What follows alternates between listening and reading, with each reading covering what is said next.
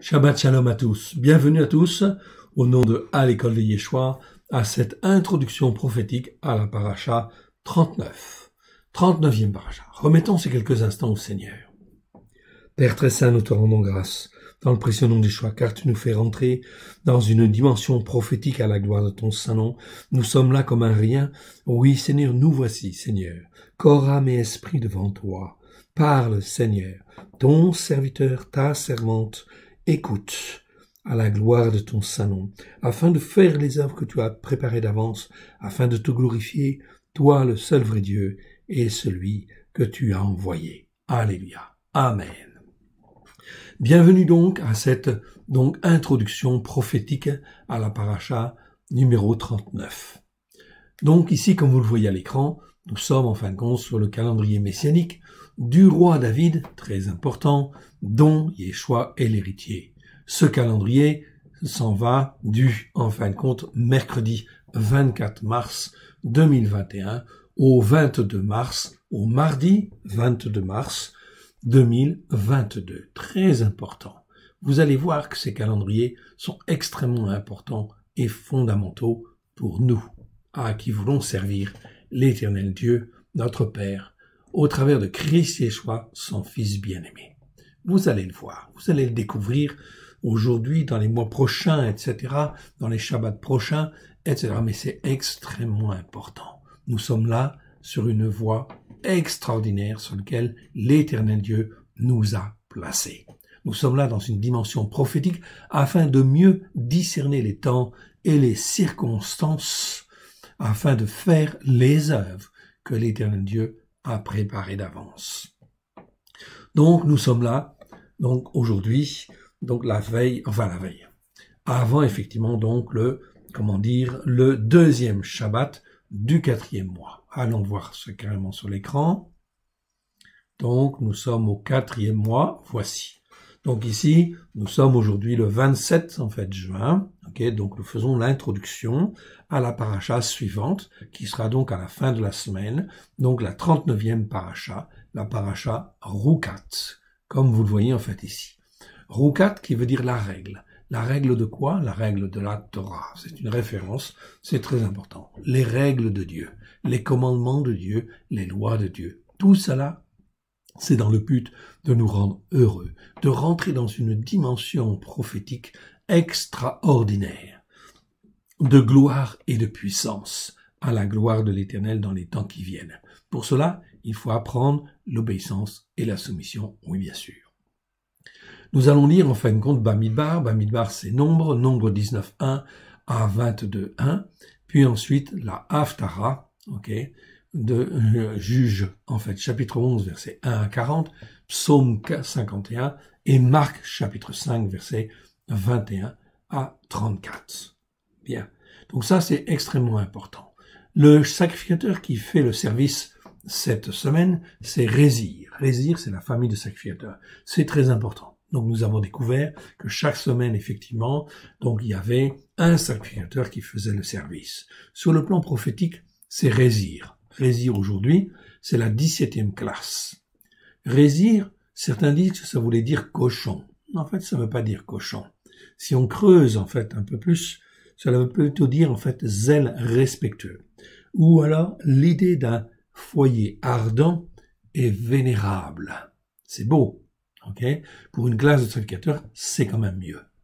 Et ici, c'est très important, parce que quelque part, c'est prophétique, parce que ce qui permet, pour chacun de nous, d'être un foyer ardent et vénérable, c'est d'être, bien évidemment, sur la Torah, les prophètes et les psaumes, à la lumière de Yeshua. Oui, mais on creusera plus ces noms-là.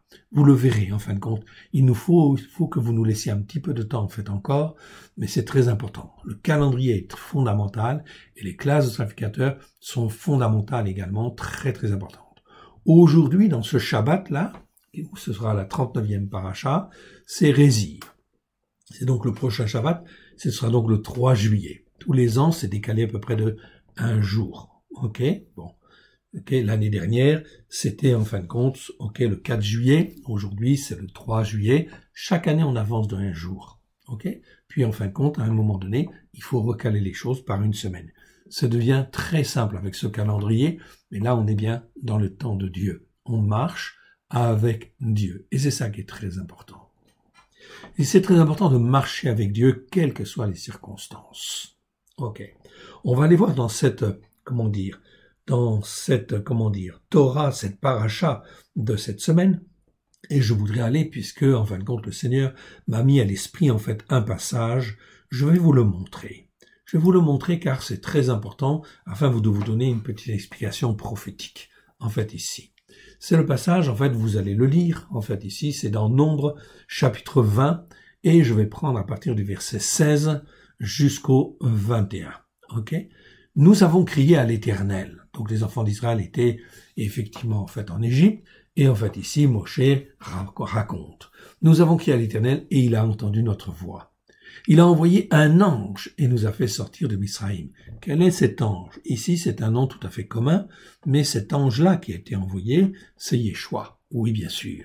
Qui était, en fait, toujours là depuis la création du monde et qui travaille avec Dieu et qui est connu des croyants, de ceux qui croient, ok, des hommes de foi. Eh bien, ils savent que Dieu a un ange en fait à côté de lui, un ange intercesseur, un ange qui guide, qui façonne, qui instruit. Parfois il est appelé l'ange de Elohim, ou en fait ange de Dieu tout simplement, ou tout simplement en fin de compte aussi de différentes manières. Ici vous allez voir une autre expression. Il a envoyé un ange et nous a fait sortir de Misraïm, et voici nous sommes à Kadesh, ville à l'extrémité de ton territoire. Laisse-nous passer par ton pays. Donc là, il demande en fait à Édom de pouvoir passer. Nous ne traverserons ni les champs ni les vignes et nous ne boirons pas l'eau du puits. Nous suivrons la voie du roi. Ah, très important ici. C'est pas la route, c'est le mot derer en fait ici. Derer en fait en hébreu, ça nous parle de la voie. La voie que Dieu en fin de compte aussi a prévue pour chacun de nous. Hier, c'était en fin de compte la voie du roi. Ici, elle était appelée la voie du roi, Améler, Derer Améler en fait ici. Donc ici, c'est bien du roi. C'est pas la voie royale. Non, c'est la voie du roi, car Yeshua est le roi. Oui, bien sûr. Dans la Torah, les prophètes et les psaumes, on parle d'un roi, oui, qui est en fait à côté de l'Éternel et qui règne dans le but, en fin de compte, de façonner et instruire les enfants, en fin de compte, de Dieu, le peuple de Dieu. Hier, c'était les Juifs, aujourd'hui, c'est encore les Juifs, mais aussi les nations. Donc ici, nous suivrons la voie du roi, donc pas n'importe quel roi. C'est très important, c'est un appel prophétique en fait ici, une dimension prophétique. Nous suivrons la voie du roi sans nous détourner ni à droite ni à gauche, jusqu'à ce que nous ayons franchi ton territoire. Le but, c'était dans le pays de la promesse. Mon frère, ma sœur, nous sommes dans la même situation en fait aujourd'hui. Peu importe les oppositions à droite, les oppositions en fait à gauche, ici, ne t'en détourne pas de la voie du roi. De la voie du roi que Yeshua en fait nous montre au travers en fin de compte, du chemin qu'il a tracé lui-même en fait ici. C'est-à-dire le chemin que Dieu nous a donné au travers de Christ Yeshua, sans nous détourner à droite ni à gauche jusqu'à ce que nous ayons franchi ton territoire. Et l'homme lui dit, tu ne passeras point chez moi, sinon je sortirai à ta rencontre avec l'épée. Et les fils d'Israël lui dirent, nous monterons par la grande route. Donc ici, c'est une grande route en fait ici. La voie du roi, c'est une grande route. Ce n'est pas un petit chemin, c'est une grande route où la puissance de Dieu peut agir en fait ici pour laisser le passage. Je vous rappelle que les enfants d'Israël en fait ici, lorsqu'ils sortent de l'Égypte, même après le désert en fait ici, ils vont rentrer vers le pays de Canaan, eh bien ils sont en fin de compte 3, 4, 5 millions de personnes qui en fait sont dans le désert, à entamer en fait une marche, oui, vers le pays de la promesse.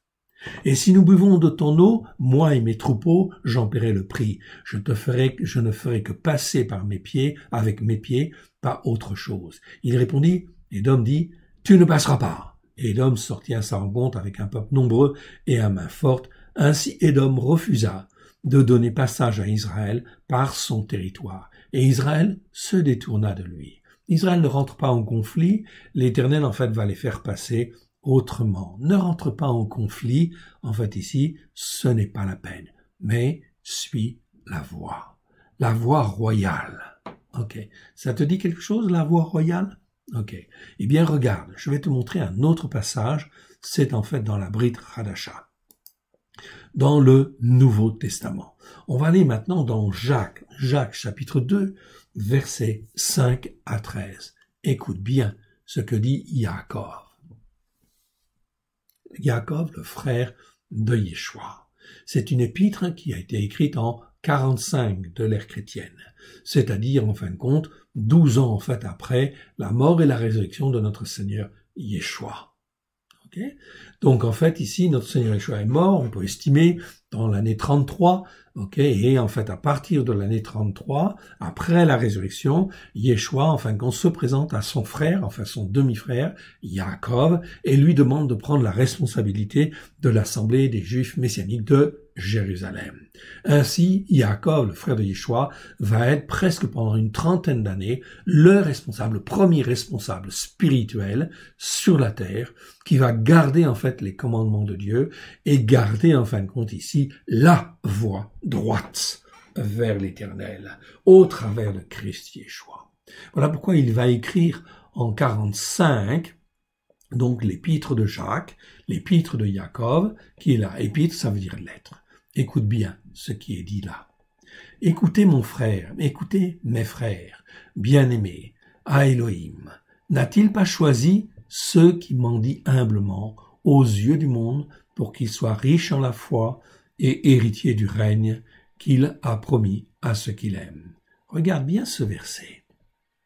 Écoutez mes frères bien-aimés.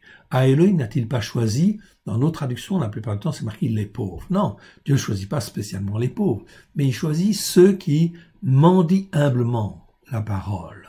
C'est-à-dire qui cherchent la parole, qu'ils soient riches ou pas riches, peu importe, mais qui cherchent sincèrement, qui mendient humblement, en fait ici, aux yeux du monde, pour qu'ils soient riches en la foi et héritiers de quoi? Du règne. Du règne de Elohim, et non pas du royaume qui va venir demain, non, du règne qui peut déjà en fin de compte venir dans ton cœur et dans ta vie, qu'il a promis à ceux qui l'aiment.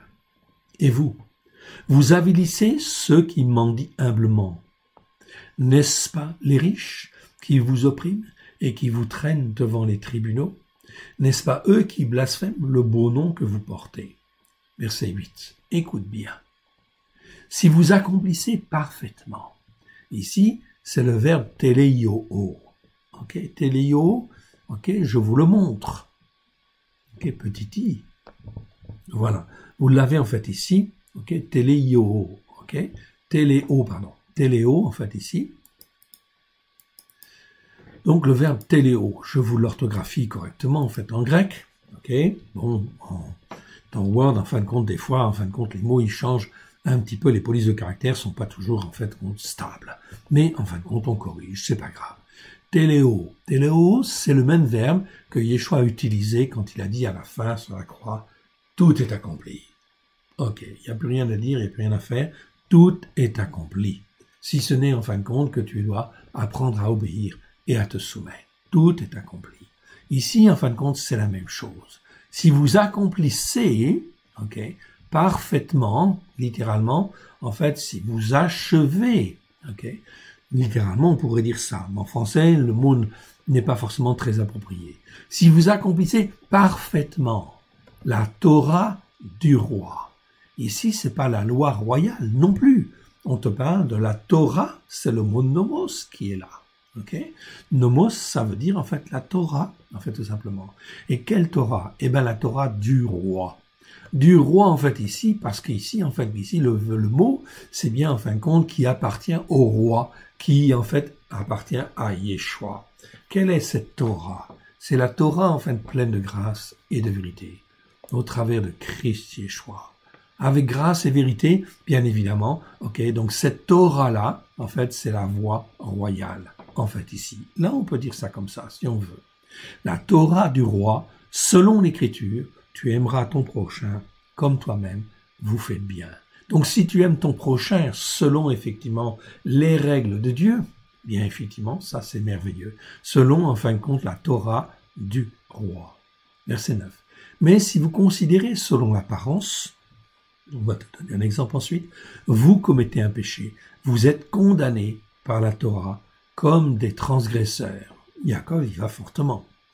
Okay? Si en fait vous jugez selon l'apparence des choses, vous commettez un péché. Vous êtes condamnés par la Torah comme des transgresseurs. La Torah dit à ce moment-là, vous êtes des transgresseurs. Okay? Ici en fait c'est petit m, on va voir petit m en fait ici. Ok, parabates. Parabates, ça veut bien dire en fin de compte ici transgresseur. Alexandre 1850, Chassan 1882, Bailly 1901, qui sont des dictionnaires en fait très anciens, nous disent bien celui qui combat à côté sur un char ou un transgresseur, un violateur littéralement. En fait, dans les Écritures, ce mot-là en fin de compte n'est pas très courant.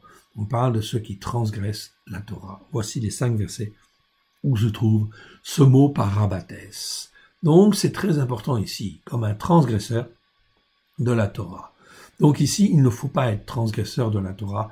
Voilà pourquoi il est extrêmement important de l'écouter et de la mettre en pratique, de l'étudier bien sûr, car si on n'étudie pas la Torah, eh bien je ne connais pas les règles, je ne connais pas les commandements, je ne connais pas les lois de Dieu, et donc forcément, eh bien je vais transgresser, je vais faire des péchés, et je vais commettre des iniquités. Verset 10. Or, quiconque observe toute la Torah, mais pêche contre un seul commandement, devient coupable de tous. C'est là, en fin de compte, ça fait partie des lois de Dieu. Fort heureusement, quand on appartient à Christ, on a droit à l'erreur, oui bien sûr, mais l'important, c'est de rester attaché et de demander pardon à Dieu chaque fois qu'on fait, en fait, une erreur. Nous sommes en apprentissage. Et ça, c'est très important. En verset 11, en effet, celui qui a dit « tu ne commettras point d'adultère » a dit aussi « tu ne commettras point de meurtre ». Or, si tu ne commets point d'adultère, mais que tu commets un meurtre, tu deviens un transgresseur de la Torah. Transgresseur de la Torah. La Torah est donc très importante, fondamentale. Partagez et agissez, comme devant être jugé par une Torah de liberté. Donc une Torah qui va rendre libre. Libre de quoi? Libre du péché. Libre de la main de Satan. Parce que Satan n'aura plus aucun droit en fait sur nous.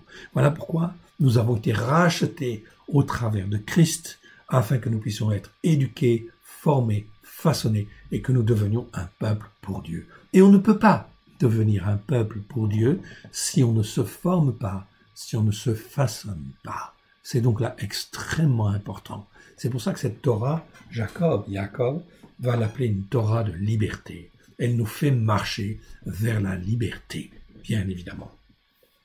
Car le jugement est sans miséricorde pour qui n'a pas fait preuve de bonté miséricordieuse. On aurait pu laisser miséricorde ici, mais c'est un petit peu restrictif, en réalité, par rapport à la notion de bonté. Bonté, en fait, miséricordieuse. Comme Dieu est bon, en fait, vis-à-vis des hommes, il a une bonté miséricordieuse vis-à-vis de l'homme, infinie. Voilà pourquoi nous devons faire preuve de cette même bonté miséricordieuse vis-à-vis des autres. C'est pas seulement miséricorde. Miséricorde, c'est un petit peu trop religieux, trop... Ça va pas, parce que ça manque en fait d'amour, de bonté, cette expression de l'amour et de la bonté qui existe en fait dans le mot resed en hébreu, et qui existe aussi dans le mot grec, mais qui n'est pas exprimé en fait ici, la plupart du temps. Car le jugement sans miséricorde est sans miséricorde pour qui n'a pas fait preuve de bonté miséricordieuse. Et la bonté miséricordieuse triomphe du jugement. Oui, cela veut dire quoi? Ça veut dire que parce que tu es bon, miséricordieux, eh bien effectivement, en fait, tu vas triompher du jugement. Tu ne vas plus condamner en fait un tel ou ceci parce que tu fais preuve de bonté miséricordieuse. C'est l'apprentissage de l'amour. C'est donc extrêmement important. Mais la référence, c'est toujours la Torah. Voilà pourquoi, en fin de compte, ici, je vous l'ai montré, en fait, bon, déjà, je vous le remontre, en fait, encore. Nous avons traduit le Nouveau Testament dans la pensée, en fait, hébraïque, afin d'être bien ancré sur la Torah, les prophètes et les psaumes. Et, en fait, nous l'avons appelé, comme vous le voyez, en fait, à l'écran, la Torah accomplie. Cela montre, en fait, ici, que la volonté de Dieu était bien, en fin de compte, d'inscrire la Torah dans nos cœurs et dans nos vies, afin que son règne puisse venir sur la terre, dans nos cœurs et dans nos vies, à la gloire de son saint nom. Ceci est donc très important. Elle est disponible, cette Torah accomplie, elle est disponible sur notre site www.alecoledeyeshua.com.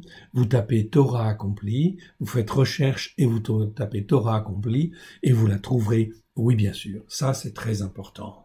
Une fois qu'on a découvert que l'accomplissement, en fait, il est là, en fait, dans la Torah accomplie au travers de Christ, car c'est la Torah du roi, en fait, ici, que nous suivons, eh bien, cela veut dire que nous sommes sur la bonne voie. Et si nous sommes sur la bonne voie, il ne reste plus, en fin de compte, qu'à étudier sans réserve, en rejetant toutes les fausses doctrines et les faux enseignements qu'on a pu recevoir, il ne nous reste plus qu'à étudier, très simplement, en fin de compte, la Torah.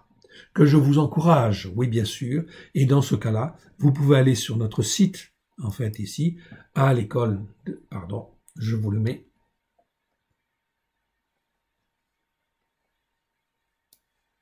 Voilà, je récupère mon écran, 30 secondes, voilà. Vous allez en fin de compte sur YouTube, ok, vous y êtes déjà, donc c'est très bien, mais pour ceux qui n'y sont pas, vous allez en fait sur YouTube, vous sélectionnez le site en fait YouTube, ok. Vous allez en fait, une fois que vous êtes sur le site YouTube, vous tapez à l'école de Yeshua.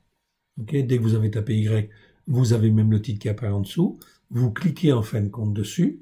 Vous cliquez en fin de compte sur le logo parce que ça vous permet de bien rentrer dedans. Et ici, vous avez une zone de recherche. Vous faites rechercher et vous tapez en fait aujourd'hui, en fait ici, comme ça va être la paracha 39, eh bien vous tapez paracha, vous regardez sur le calendrier, en fait ici, le prochain Shabbat, eh bien ce sera donc en fait le 4 juillet. Le 4 juillet, vous voyez en fin de compte la 39e paracha, eh bien vous tapez paracha 39. Et vous envoyez en fin de compte ici, et vous avez à l'écran, en fait ici, donc les études concernées. Donc, dans la paracha 39, vous le voyez apparaître à l'écran, vous avez 3 enseignements, cette fois-ci. C'est donc riche, très, très riche.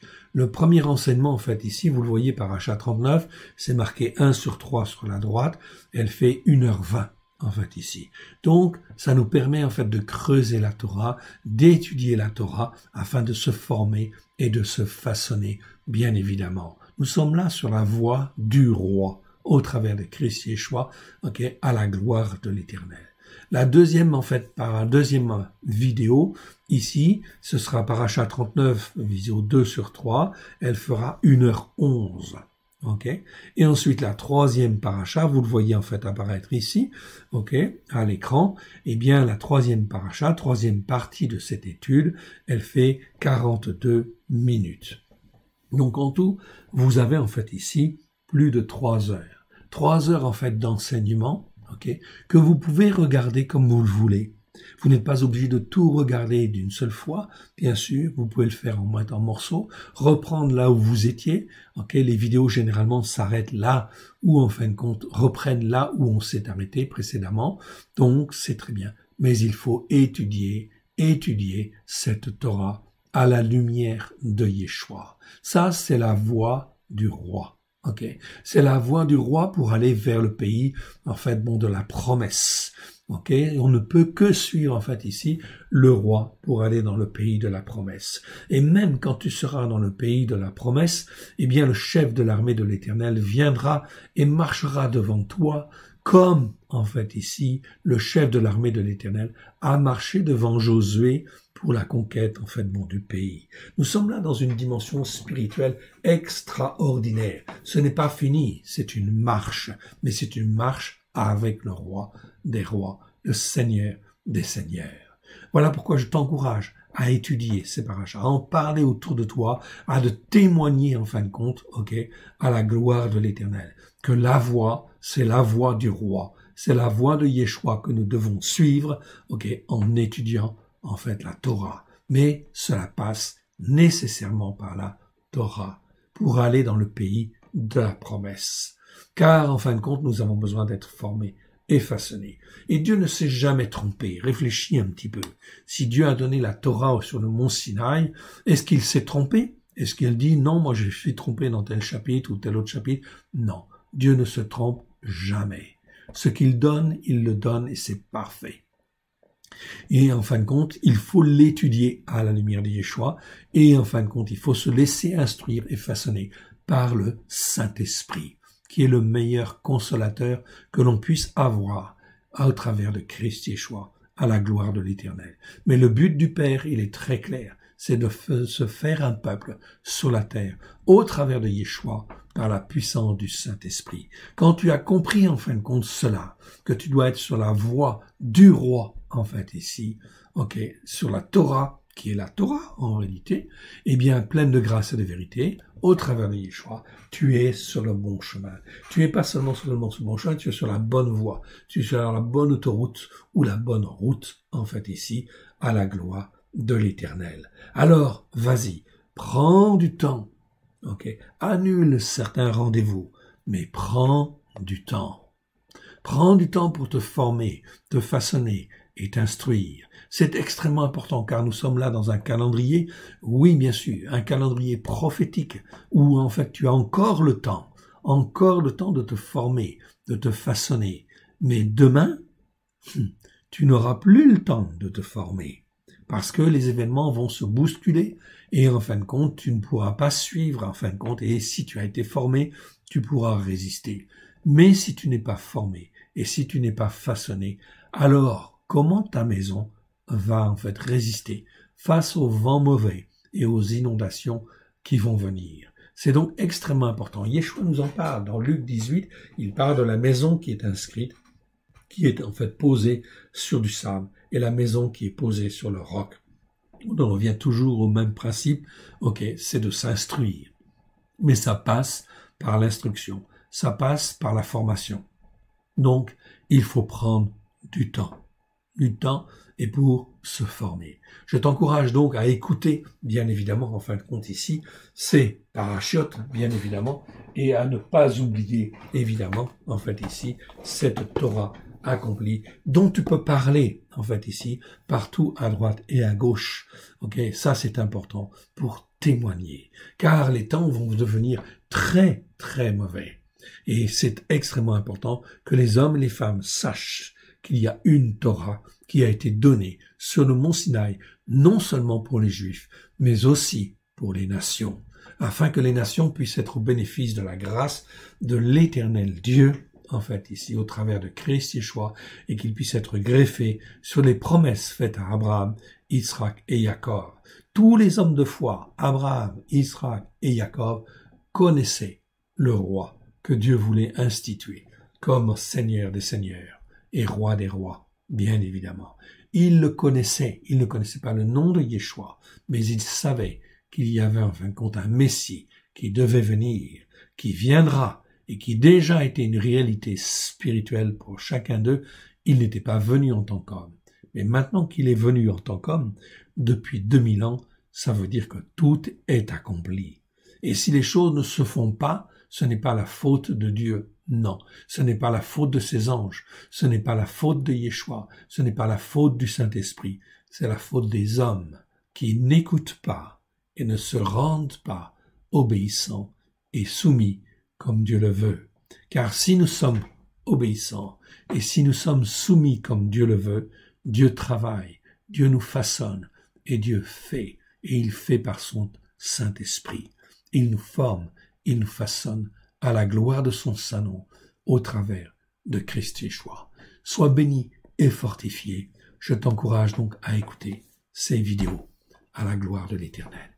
Que Dieu te bénisse et Dieu te garde, toi et toute ta famille, qu'il te fortifie à la gloire de son Saint nom, afin que tu puisses être un témoin de sa vérité dans les temps qui viennent, à la gloire de son Saint nom.